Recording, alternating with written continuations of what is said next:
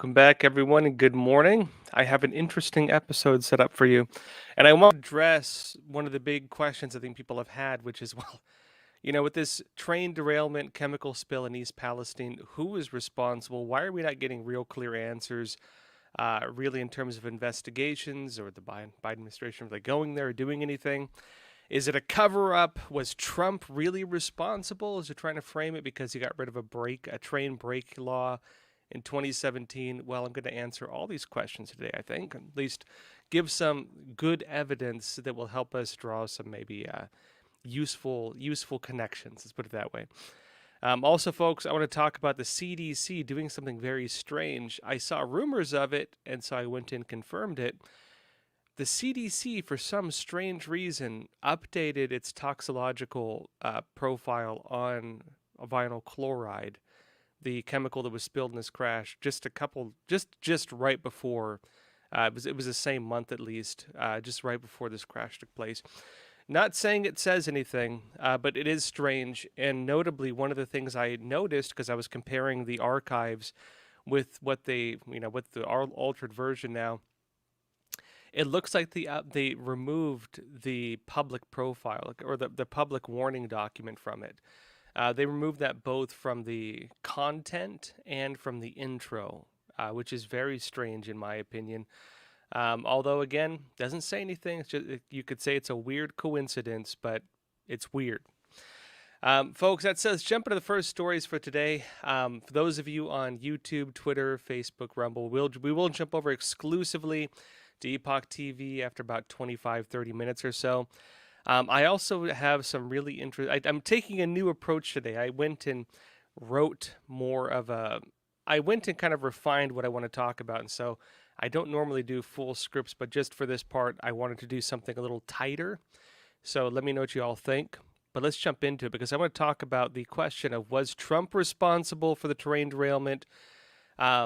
Frankly, it looks more like it was an Obama-era change that snowballed, really corrupt business, corrupt politics, making sure nothing of value is actually changed. And really, I think what we're seeing now, frankly, probably goes a lot more. In my opinion, goes a lot more into the rail strikes and the shutting down of the rail strikes, at the very least ignoring what they were warning about, which, of course, is a scandal on behalf of many politicians right now, which is why I personally believe they're trying to basically sweep this whole thing under the rug. But we'll see. Draw your own conclusions. Let's go over the facts. Let me show you what I got here. Now, folks, I'm going to start with the basics of what's been happening. Basically, the train derailment and chemical spill in East Palestine, Ohio, is turning into an even bigger disaster right now. And I'll say it's not just a disaster for the environment, but also for everybody involved. Everybody who had a part in this. And the blame for this very likely is going to go straight to the desk of the president, Joe Biden himself, if it plays out, if it's allowed to play out. Now, the cargo train caught fire and derailed around 9 p.m. local time on February 3rd while heading from Madison, Illinois to Conway, Pennsylvania.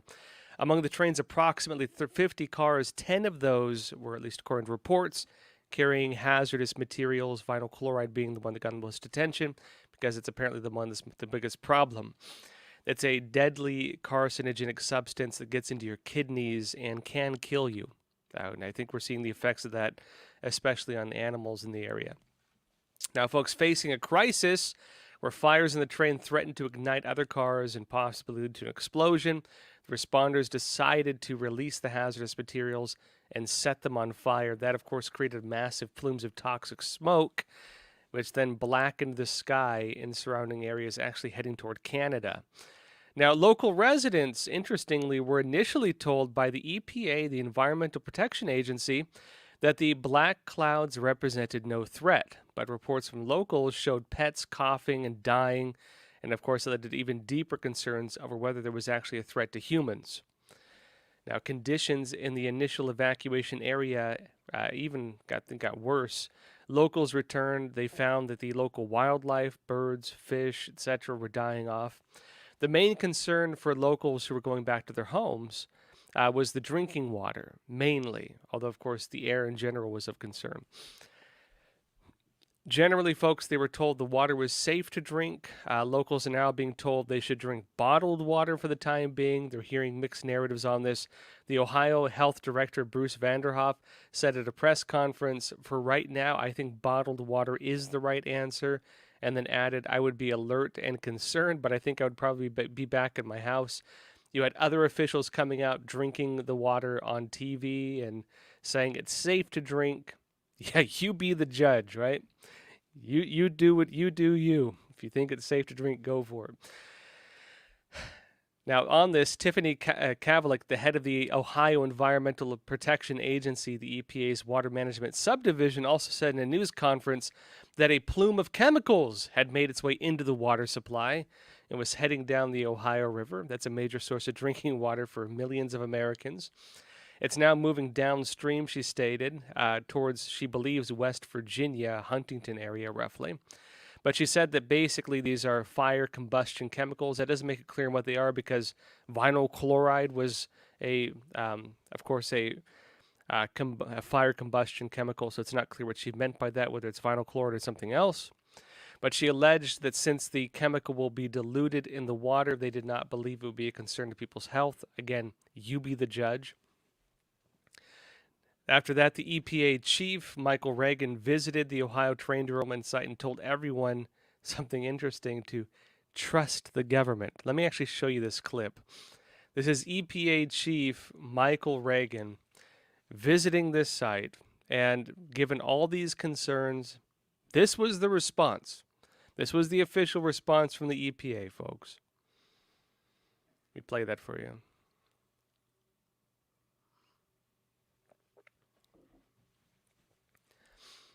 Yeah, they came out on this. You trust the government. That's where it's at. I don't know if we can get the clip up. It's okay. The video won't play for some reason. But that was essentially the quote there. They said, "I know you all have concerns. I know you probably don't like to hear it, but just trust the government." And that's basically all you got from that. Personally, I would say that trust the government is not enough at this point because people have been, I think, badly desensitized on that because they've seen too many issues. They've had too many, they've frankly been lied to too much. And maybe some people can just trust whatever they see and hear. For a lot of other people, though, they know that just trusting what you see and hear can lead to serious problems further down the road, as frankly we're now seeing. And so I don't think that's enough to establish trust. If someone has lied to you, if someone has backstabbed you, if someone locked you in your home and destroyed your job and frankly targeted you as a domestic terrorist, them coming out of the blue and saying, "Hey, I know this might kill you. I know your kids might get cancer from this, but we believe it's safe and you just have to trust us." I think they need to give a little more assurance than just saying that, personally. Now, as the shock from this clears, focus is actually now shifting to what I believe is going to be the biggest issue, aside from the issue of people's health, frankly. But the argument of who done it is now beginning. And let me show you some of this. Ohio Governor Mark DeWine claimed on February 14th that the cargo on the train, get this, folks, was not actually labeled as high hazardous material. The train did not have a high hazardous material warning on it. And that's because only a few of its train cars contain dangerous chemicals. One of the biggest questions we're going to ask is, why did it not have that warning? And this is important too, because as you've been hearing, I mean, look, throw Trump under the bus if he's guilty, fine. But the problem, this is where it gets into the arguments now, because they're saying that Trump removed this rule, repealed the rule on brakes, safety protocols for trains of this type. That was basically just a rule to make sure that trains carrying high hazardous materials or combustion materials have to have a certain type of brake installed. 2017, Trump removed that. But folks, they removed the designation. It did not have the designation that would have required those types of brakes. The big issue is, why did it not have that designation? And actually, this goes back to an Obama era kind of, frankly, corrupt politics. Let's just call it what it is. that made sure that proper changes were not made to the rail industry. And that was because of lobbyists and a lot of money involved and politics basically bowing down to it. Something else interesting happened because you could talk about the brakes or whatever else. It looks more like an axle issue. But security camera footage now being made public shows that the trains may have caught on fire 20 miles before it finally derailed and then burst into flames totally. The issue is still being investigated, but video does suggest that it was caused by a problem on one of the train's axles. You can see the video here of the train going by on fire 20 miles like this. A train carrying hazardous chemicals that derailed in Ohio may have been on fire for miles before the incident. You can see this security camera video from February 3rd shows what appears to be flames and sparks coming from one of the train's axles, according to the Pittsburgh Post-Gazette. About 40 minutes later, folks, and 20 miles down the tracks, this is actually this is important because it's shifting into what's, I think, the real issue here. And focus is shifting mainly to warnings that had previously been issued by rail workers. Rail workers had raised many of these concerns. Rail workers said there are going to be problems just like what we saw. And what happened? Well, basically, the rail workers said they were understaffed, that they were overworked, and they were highly stressed. And it wasn't just them, it was the trains as well. That was bringing about risks of serious disaster, and that was the warning they brought forward. Now, among the key complaints is a new service model. This is where it gets, in my opinion, this is going to be the big story. This is going to be where everything is going to have to focus as the investigations go on. There was a change in how trains are run in the United States, and this goes back years. Among the key issues they raised was a change to the service model that trains operate by, and that's called precision scheduled railroading. Precision scheduled railroading. Basically, it was made to speed up the rail systems, if you want to go by the narrative on it, right? What did it do? If one thing it did, just as an example, is it removed requirements that trains had to be a set length before they could run. Now, instead, based on how things are now, trains and cars are now constantly moving. Because trains no longer have to wait until a certain number of cars are available before they can move. They can basically just keep moving constantly. What does that mean? On the good side, you could say it means more packages get picked up, more packages get delivered, customers get faster service, companies get a lot more money. Hey, everybody's happy, right? Well, everybody except the workers and, of course, the rail lines themselves. Because the workers say this is causing other problems. While everyone around them seems to benefit from this, for them it means less staff, strict schedules, and almost zero flexibility for things like sick time or time off. This means people are tired, they're worn out, they're quitting, and every time somebody quits, somebody else has to fill in for the other guy. More stress on it, and it's going to break. And that's what they said, and that's what happened. The additional stress, this is important, isn't just for the rail workers, though. If trains are moving constantly, what does that also mean? It means more stress on the trains themselves. More stress on those axles that might just catch on fire, right? And new findings are coming out, folks, that this program, precision scheduled railroading, may have actually been one of the main causes in this derailment. Let me show you this. Investigative journalism organization The Lever, which I believe is, it has its own political views, but they were right on this one, said the change in the way railroads are operating was behind the train and the toxic crash not being regulated as a high hazard flammable train. And this is important because that labeling, that designation of the train, remember the train was not designated as a high hazardous flammable train. It did not have that proper designation, which means it would not have had the designation requiring the brakes, which is the narrative they're using to try to pin this whole thing on Trump. But that wasn't because of Trump. That was because of this program, again, back to it, precision scheduled railroading that altered the rules that trains operate by and made it so disasters like this can happen.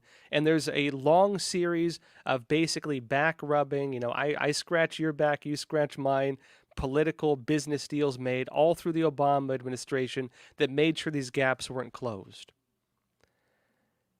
Now, this article says documents show that a federal agency had sided with lobbyists to limit regulations that govern the transportation of hazardous compounds. And that's the main issue here. This meant, of course, faster deliveries, higher profits, but it was all done at the basic risk of safety. And we saw the impact of that now. It claims this, folks. Amid the lobbying blitz against stronger... It says, I'm sorry, is the internet being funny? It says, amid the lobbying blitz against stronger transportation safety regulations, Norfolk Southern paid executives millions and spent billions on stock buybacks, all while the company shed thousands of employees despite warnings that understaffing is intensifying security risks. They were making bank. They were getting rich. They were losing employees. People were quitting. People were stressed. People were warning there's going to be serious safety issues. They did not close the hole. They did not close the loopholes. They did not fix it. They ignored the warnings. They made a lot more money. And then what happened? It says here, Norfolk Southern officials also fought off a shareholder initiative that could have required company executives to, quote, assess, review, and mitigate risks of hazardous material transportation. And then what happened? The changes to the way trains were run were a known problem, folks. It was cited in the derailments, for example, that were caused after this, that included the crude oil spills going back to 2014 and 2015, which you may remember. This is 2014 right here, talking about 2014. You might have heard train derailments happen all the time. There are, thousands of years. It's not clear, of course, whether those are full derailments or one wheel leaves the track in terms of how they designate it. But look, you had high hazardous materials on trains getting derailed and causing a lot of problems after these changes were made. Let me show you this. Another one, folks. Train catching fire after derailment of this, right? It was cited in an environmental disaster. All these programs in 2012, which interestingly involved a train derailing and spilling the exact same chemical in the recent Ohio disaster. This was Obama's time. A train derailment in Paulsboro, New Jersey, released 23,000 gallons of vinyl chloride gas into Montauk Creek in New Jersey. That was 2012. After all these changes were made, folks, you started having these issues suddenly with trains having problems carrying high hazardous materials. And this was before Trump, too, I'll note, right? That incident, and this is where we get into what's happening now. That incident in 2012, the one we're pointing at right here, and also the derailments of trains carrying crude oil, that led to minor reforms, very minor reforms, just a couple years later. In 2014, the Obama administration proposed improving safety regulations for trains that carry high hazardous materials. But what happened? Lobbying and political deals whittled away at the proposals, and the debates ended with only minor changes for trains carrying combustible materials. That was the 2015 rule that from the Federal Railroad Administration that required trains hauling hazardous flammable commodities to also use electronically controlled brakes. That was the only thing that came out of that was major. And even that was very minor because it didn't fix any of the problems. It didn't fix the things that the railroad workers were warning about. It didn't bring back some of the programs, making sure that trains were going to be properly designated when carrying these chemicals.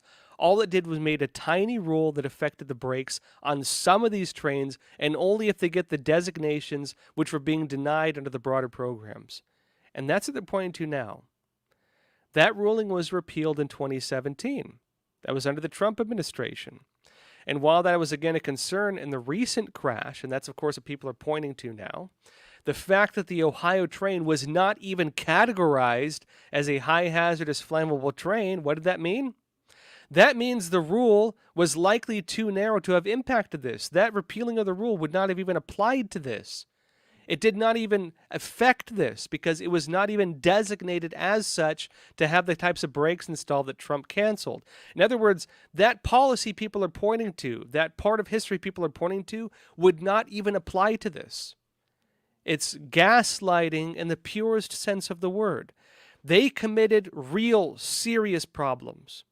They ignore, again, lobbyists, big business corruption, making shareholders happy. This is BlackRock, this is Vanguard, this is JP Morgan stuffing their pockets. Railroad workers are saying, you guys are going to cause a major disaster. They ignore it.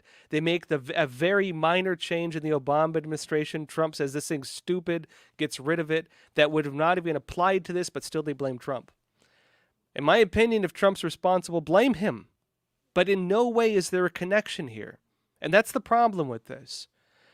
And I think the bigger problem is this, folks. Unless we put blame where it should be, unless we put blame where it belongs, the problem is not going to be fixed. I'll make the point. Look, that train disaster was terrible. What's happening in Ohio is terrible. Really, releasing vinyl chloride gas, you could have killed, the whole city.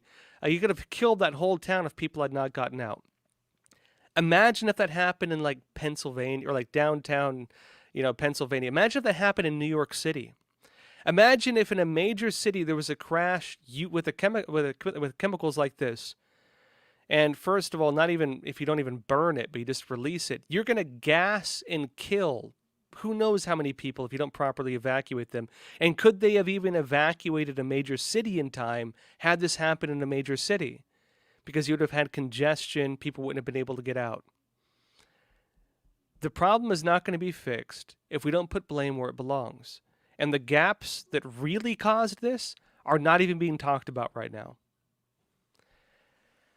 Because, folks, the stress on trains and the workers who run them, all these problems, that culminated in December of 2022. You might remember.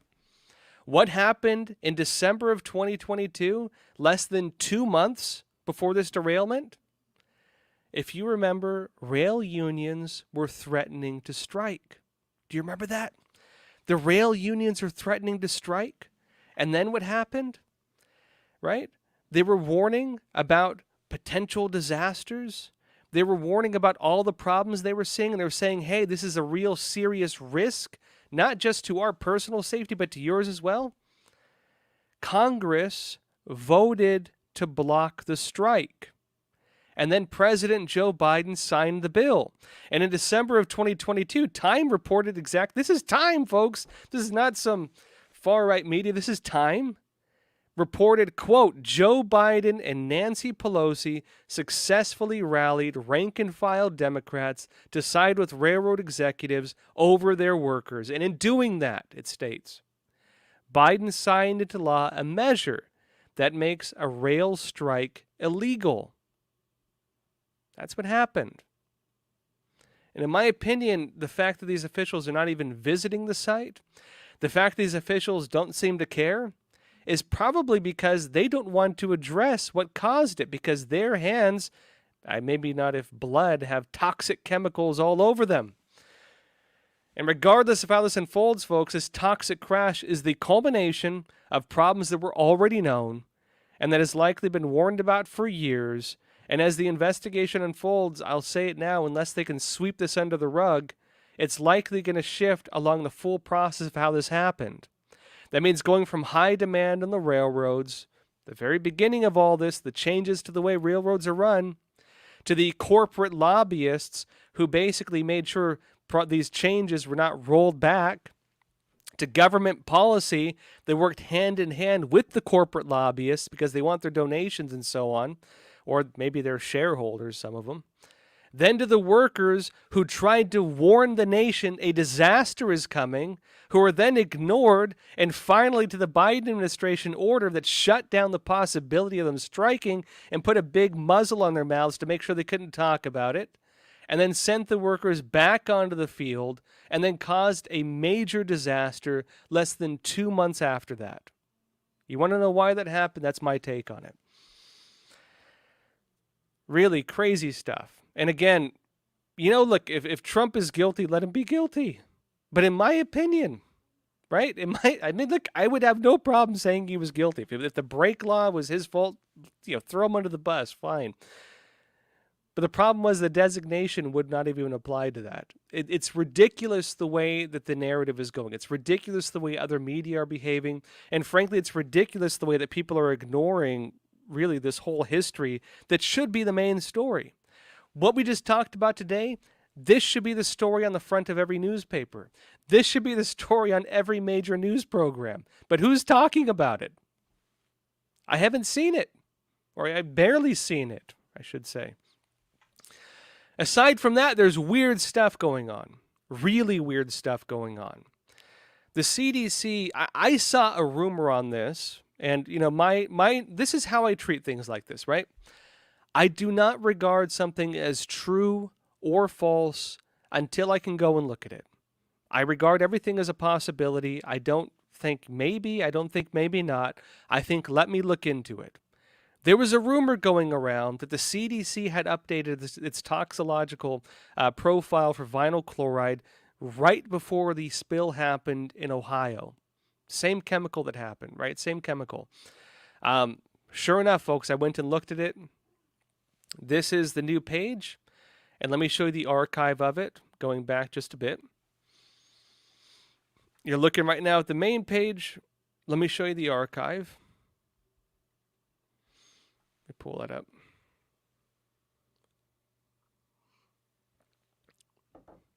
Scroll down just a tiny bit. Toxicological profile information right there. So I compared the two pages side by side because I was like, wow, it's weird they changed it. Well, what did they actually change? They removed something very interesting.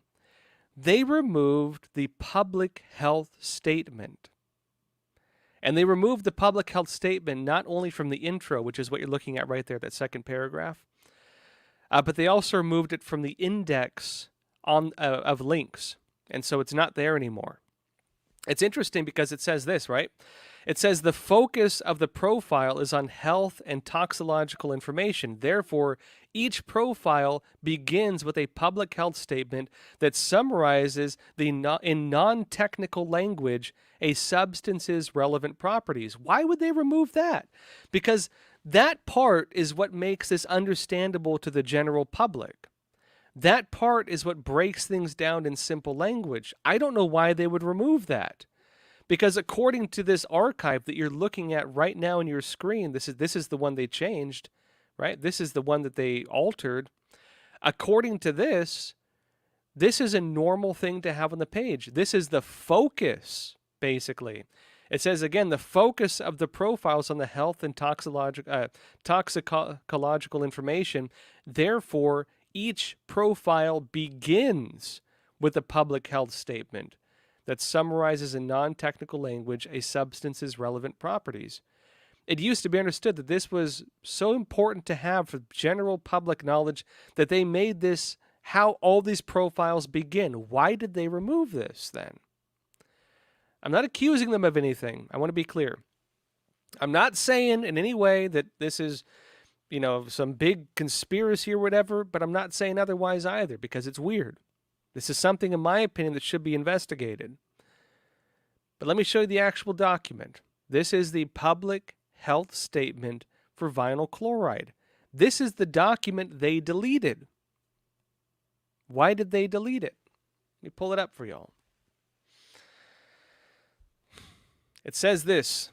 This public health statement tells you about vinyl chloride and the effects of exposure to it. Well, geez, that sounds pretty dang important to know. Because people typically, if they're looking up, they want to go on the public health statement on the CDC website. Maybe you're working at a company that deals with these chemicals. Usually if people Google it and look at it, it's because you want to know what to do if there's a spill or you inhale it or you get some on your skin. Well, it says here, this public health statement tells you about vinyl chloride and the effects of exposure to it. Seems like something pretty important to know, right? Further, it states the Environmental Protection Agency identifies the most serious hazardous waste sites in the nation. These sites are then placed on the National Priorities List, NPL, and are targeted for long-term federal cleanup activities. This is important because When we talk about national priorities list, the most dangerous chemical sites in the United States that the EPA, Environmental Protection Agency, needs to target for, quote, long-term federal cleanup. It says this: vinyl chloride has been found in at least 616 of the 1,662 current or former NPL sites. What happens to vinyl chloride when it enters the environment? It's a big question. You get why it's important, folks? It's because they're telling people, go back to your homes. They're telling people it's fine to drink the water. They're telling people, ignore your pets dying. Ignore those rashes your kids are getting on their skin. They're just, I think they're saying chemically sensitive. But they're saying here that 616 of the 1,662 current sites that are national priorities list sites that are targeted for long-term federal cleanup are have vinyl chloride. If vinyl chloride is such a problem that, roughly a third, less than a third of the NPL sites in the United States for long-term cleanup contain vinyl chloride long-term and needs federal focus long-term, then why in the short term are they telling people it's safe? And it states this: most of the vinyl chloride that enters the environment comes from vinyl chloride manufacturing or processing plants, which release it into the air or into wastewater. EPA limits the amount that industries can release. Further, it states vinyl chloride can migrate to groundwater and can be in groundwater due to the breakdown of other chemicals. You get that? Groundwater, the water supply, your well. Vinyl chloride, it states, can migrate to groundwater and can be in groundwater due to the breakdown of other chemicals. It says vinyl chloride is unlikely to build up in plants or animals that you might eat. Geez, that's important for people to know. It's unlikely, but it can. Further, it states if vinyl chloride gas contacts your skin, tiny amounts may pass through the skin and enter your body. Vinyl chloride is more likely to enter your body when you breathe air or drink water containing it. That same water that can be infected through the groundwater because of the way this interacts, creating these NPL sites that require, in most cases, long-term federal cleanup sites, as this document states. It states further in, at lower levels, less than 20 ppm, most of the vinyl chloride that you breathe or swallow enters your blood rapidly, then travels throughout your body. When some portion of it reaches your liver changes it into several substances. Most of these new substances also travel in your blood. Once they reach your kidneys, they leave your body in your urine. Most of the vinyl chloride is gone from your body in a day after you breathe or swallow it. The liver, however, makes some new substances that do not leave your body as rapidly. Further, it states, people who breathe extremely high levels of vinyl chloride can die. Studies in animals show that extremely high levels of vinyl chloride can damage the liver, lungs, and kidneys. These levels can also can damage the heart and prevent blood clotting. Maybe that's useful for some of us. The effects of ingesting vinyl chloride are actually unknown, it says. They don't even know what happens if you ingest it. Further, it states some people, so they're saying it's dangerous to breathe, but if they tell you, no issue drinking it, no issue whatever else, it says here, folks, the effects of ingesting vinyl chloride are unknown. They don't even know what it does to you. And it says some people who have breathed vinyl chloride for several years have changes in the structure of their livers. People are more likely to develop these changes if they breathe high levels of vinyl chloride. Some people who have worked with vinyl chloride can have nerve damage and develop an immune reaction. The lowest levels that produce liver changes, nerve damage, and immune reactions in people are not known. You get that? The lowest levels that will cause these problems are not even known. The EPA doesn't even know. The same EPA saying it's safe to go back home. Don't worry about it. They don't even know. says the Department of Health and Human Services has determined that vinyl chloride is a known carcinogen. It causes cancer. The International Agency for Research on Cancer has determined that vinyl chloride is carcinogenic to people, and EPA has determined that vinyl chloride is a human carcinogen. And further, it states animal studies also show that vinyl chloride can produce more miscarriages early in pregnancy and decrease weight and delay skeletal development in fetuses. And it states that vinyl chloride is regulated in drinking water, food, and air. And because it is a hazardous substance, regulations on its disposal, packaging, and other forms of handling also exist. And it says EPA requires that the amount of vinyl chloride in drinking water not exceed a 0.002 milligrams per liter level. That's the document they removed. They did release another document, which is this one, and interestingly, this was released just before the chemical spill. This was in January of 2023. This month, it was just before this whole thing. This is the one they just released suddenly, right? And something else interesting, folks. Interesting Substack here from Kanakoa. East Palestine toxicology test relies on controversial consulting firm accused of serving corporate interests rather than public health. And the accusation is exactly what I warned about. Remember early on where I said, be careful what you sign? Remember I told you all this? Be careful what you sign? It turns out the company that was hired to basically go there and talk to people and so on is trying to get people to sign legal waivers. You want your money? You want your $1,000 to help you, stay at your hotel because you can't go back to your home? Do you want to deal with, these companies that are just helping you and care about your basic welfare? Well, you have to sign this document first, which will make you unable to sue them further down the line. If they are confident, this is what they're saying at least. If these companies are confident that it's safe for people, if the EPA is confident that people are safe to go back to their homes, why are they having people sign legal waivers? Why are they having people sign documents where they give up their ability to sue? Well, you tell me. We'll see where this all goes. This is where I think the debate should go, personally.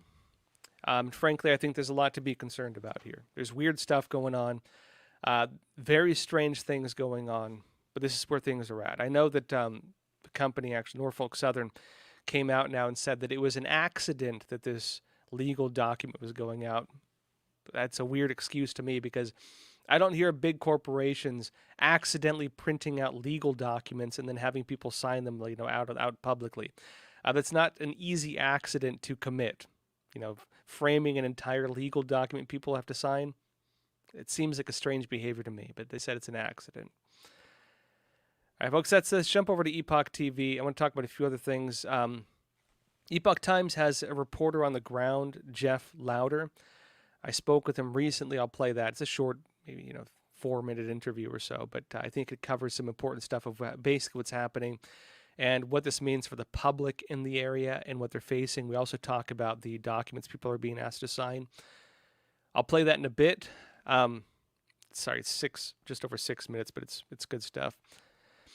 Also, folks, I want to go into what's happening with FEMA and where things are going with this because Trump has announced a visit, and then right after Trump announces his visit, FEMA makes a 180 and says, oh, we're going to go there too. Very strange stuff, which to me looks like it's more about politics than it is about actually helping people. But you be the judge. Before we jump over to Epoch TV, though, folks, let me show you a quick trailer. I spoke with Christopher Ruddy. He's the CEO of Newsmax about how they're being pushed out, how conservative media is being censored. Let me show you this trailer, folks, and we'll jump over to Epoch TV. Unidentified object. Newsmax was blacked out, was censored by AT&T and DirecTV. House Democrats wrote to AT&T and other cable channels asking that One America Newsmax and Fox News be removed because of so-called misinformation we were spreading. They asked when our expiration date is, what procedures we have to remove them. It was very clear that was the intent of the letter. It was a blatant act of censorship, and apparently AT&T has complied. We can't be taken as fools by these guys. They'll always have an excuse why they get rid of a conservative channel, but then they keep all these low-rated channels that nobody's watching, they're paying a lot of money for. This is not business, this is political. Anyways, folks, again, that's on Epoch TV. Be sure to check it out. And let's jump over to Epoch TV now. We'll continue the episode. And folks, thank you for being here. Let me show you the interview I did with Epoch Times